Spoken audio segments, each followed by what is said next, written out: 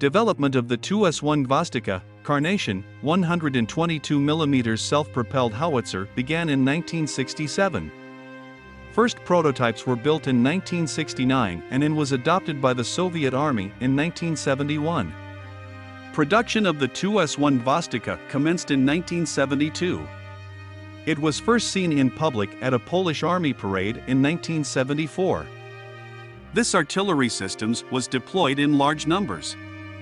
It has been exported to a number of Soviet allies. Also, it has seen combat during numerous military conflicts. The Gvosdika is currently in service with a number of countries. The Tu-S1 Gvosdika is fitted with a D-32 122mm rifled howitzer. It is a modified variant of the D-30 towed howitzer. It is fitted with a load assisting system. Maximum rate of fire is 4 to 5 shells per minute.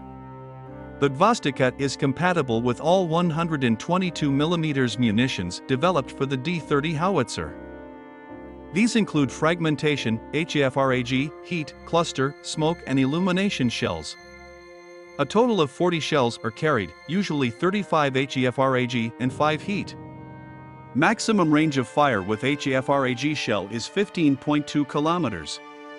By modern standards, such range is rather limited, but back in the late 1960s and 1970s it matched range of contemporary artillery systems.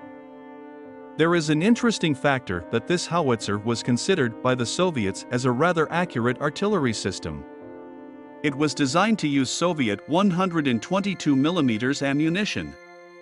Eventually, some countries introduced their own 122mm ammunition.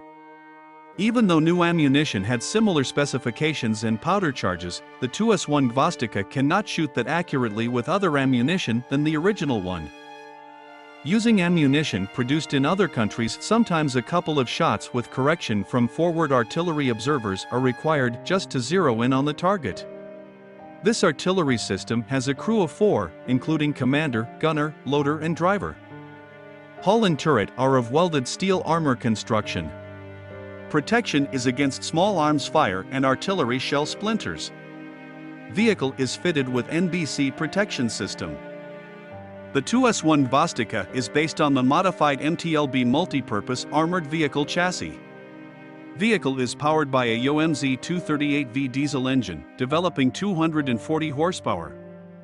Vehicle is amphibious, though the ammunition load has to be reduced to 30 shells in order to cross rivers and lakes afloat.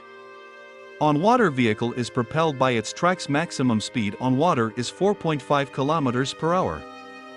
The Tu-S1 Gvosdika SPH can be airlifted by An-12, IL-76, C-130, or similar military transport aircraft.